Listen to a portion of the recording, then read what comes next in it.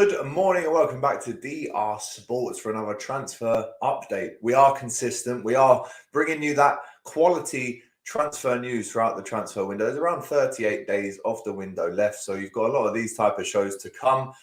Before we get into the juicy news today, please do yourself a favor, do us a favor. If you're liking the video, if you're liking the content that we're churning out here on DR Sports, then make sure that you press a like. Because guess what? It really, really does help us get pushed up the algorithm. Make sure you comment with your thoughts, especially Chelsea fans, with today, with our news. Good morning, Matisse, says Full Ball. This isn't quite Matisse, but I will be back on DR Sports tonight at 7:30 for another Women's Euros quarter-final stream between France and the Netherlands. So amazing amazing shows and content, I should have said, coming up for you on DR Sports. So don't go anywhere. We've got it covered all for you right here. Let's get into the first thing today. Obviously, the title today is that Chelsea are looking to offload players.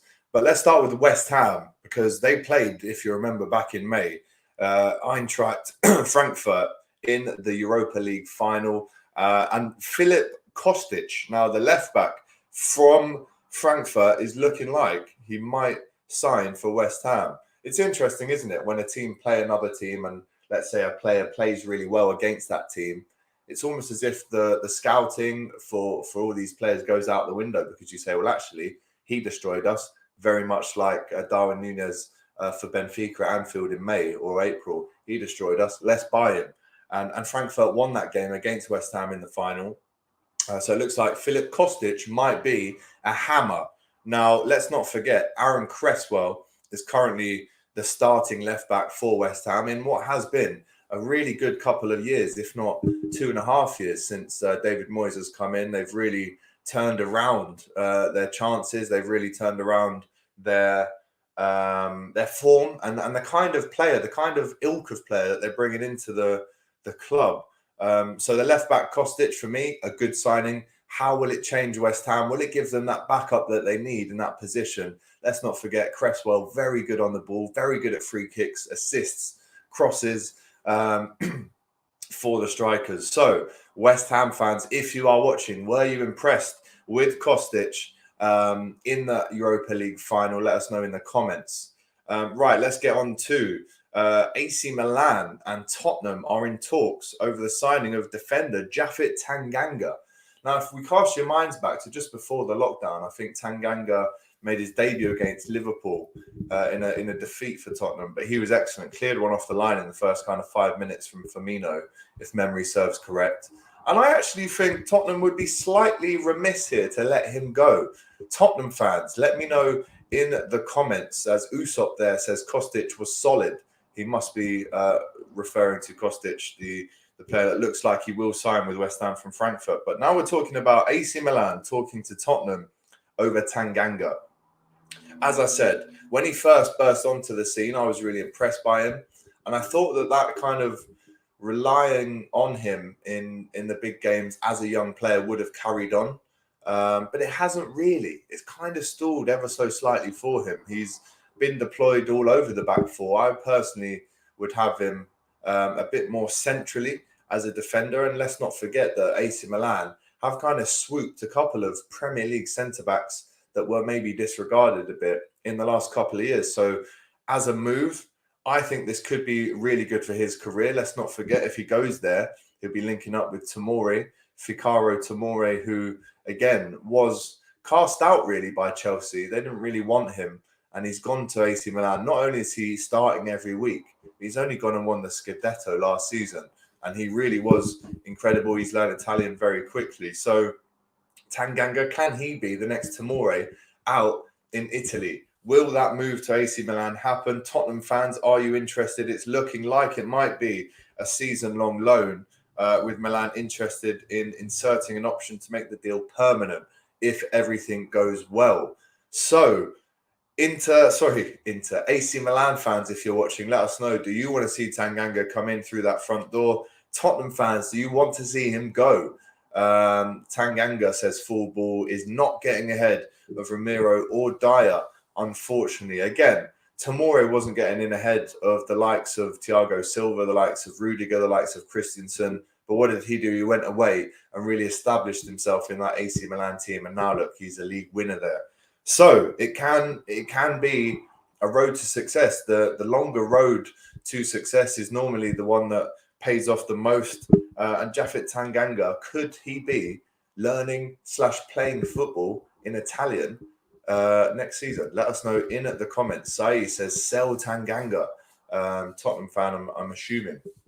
The Tottenham fans, if you are watching this live, let us know. If you're not watching it live and the broadcast has finished, keep your comments coming in. I'd really like to see how you feel about Tanganga, because I thought really good start to his career, slightly petered out a bit, but obviously they have brought in more centre-backs like Romero to play ahead of him.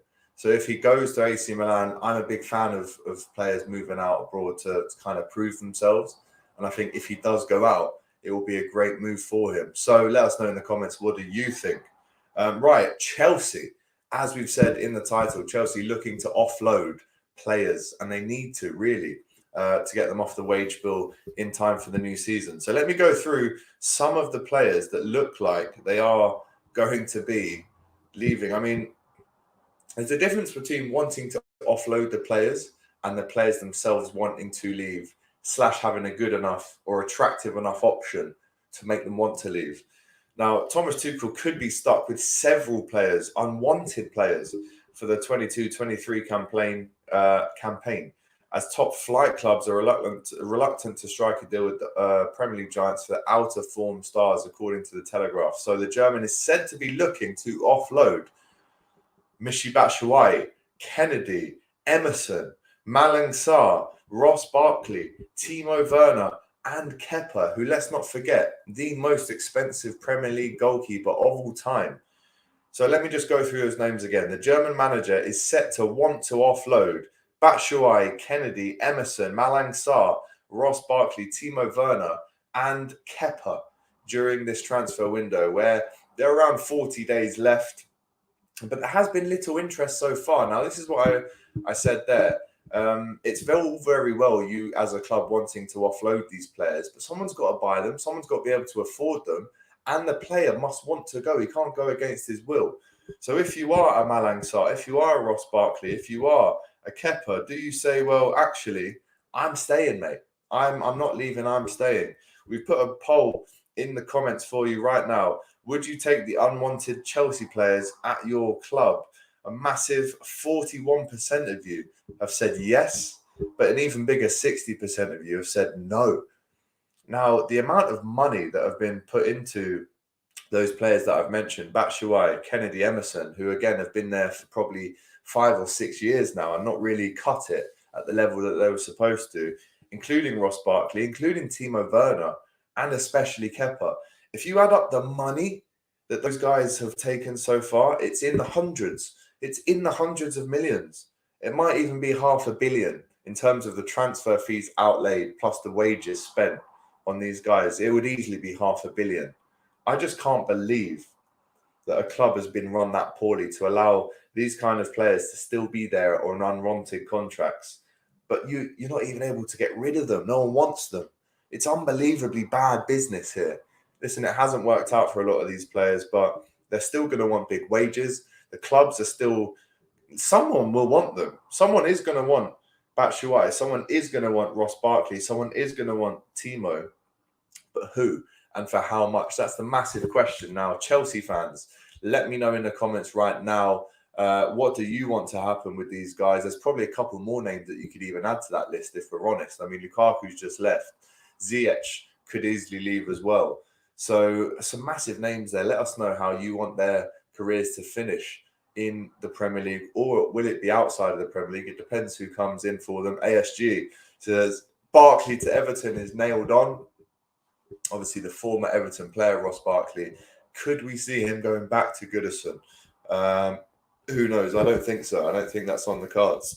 Sorry, I just had an apple, so a lot of acid in the old chest there. Acid reflux.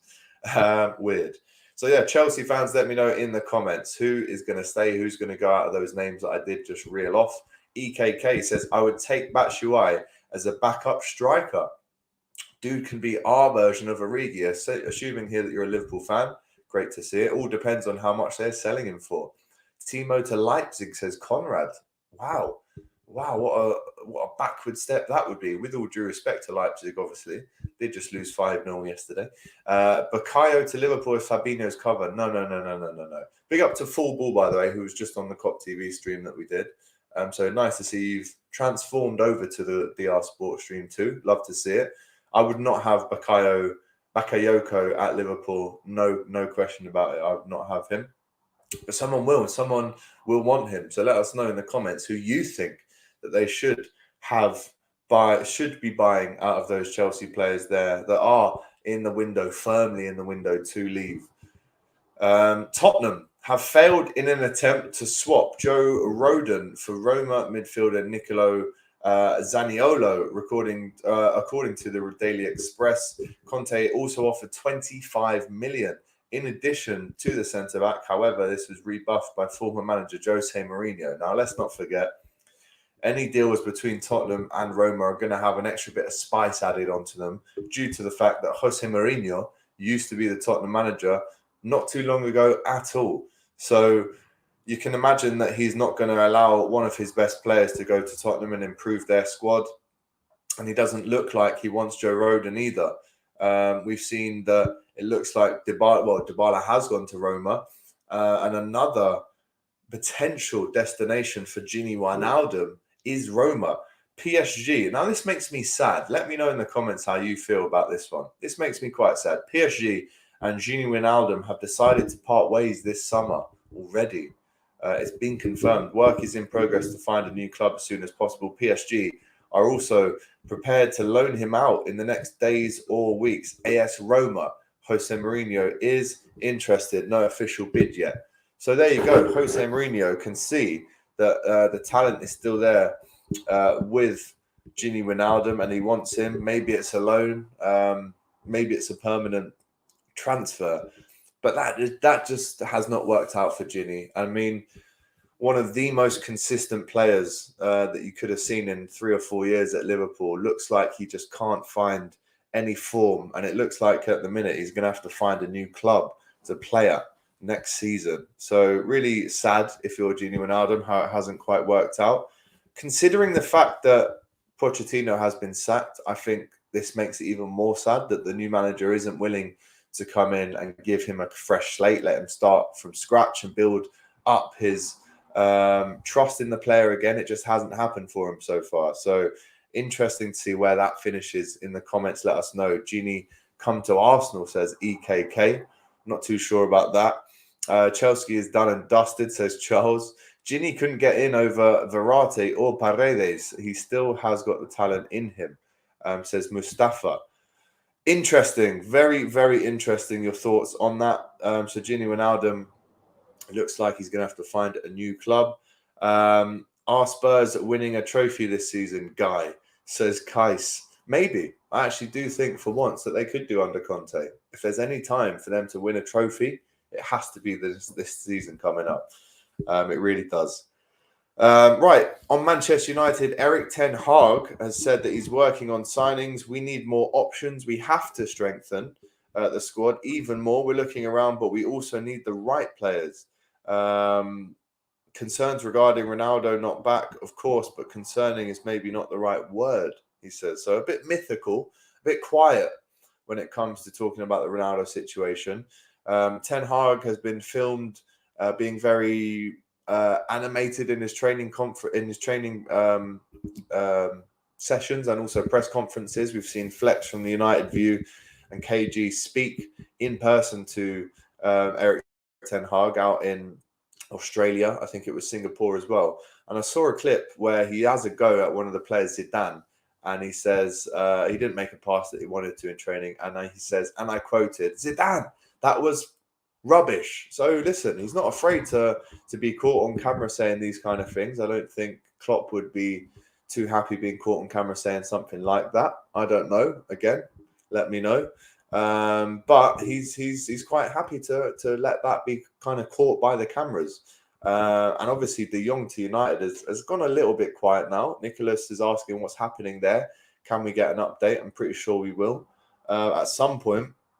So interesting, really, really interesting to find out where Ronaldo is going to end up, who United are still trying to bring in. We've seen Lisandro Martinez come in at centre back, De Jong still on the cards. But even beyond that, is there more names coming into United? Is there more names leaving United? We've seen Martial go to Sevilla in the summer, in January up until the summer, which didn't really work out. Will he have a fresh, clean slate to start with under the stewardship of ETH at Manchester United? Will the likes of Rashford be played more centrally? Will he get more game time? Will he score more goals? There was just such a toxic environment at United last season that with Ten Hag coming in now, you do think that maybe there is going to be a new dawn, a new change, a lot of players to have fresh slates and to kind of start from scratch. So interesting to see what happens there. And Barcelona, apparently, again, the club with no money, but loads of money, if you believe it. Barcelona will turn to Manchester City and Spain's centre-back, Aymeric Laporte, 28, if they fail to sign Koundé. So again, Koundé, it looked like as if to everyone that he was going to end up at Chelsea. But apparently he stays in Seville after failing to agree personal terms. And Barcelona, I mean, the amount of centre-backs that or players in general that they're trying to bring in through the door, this would not surprise me if Koundé does end up there.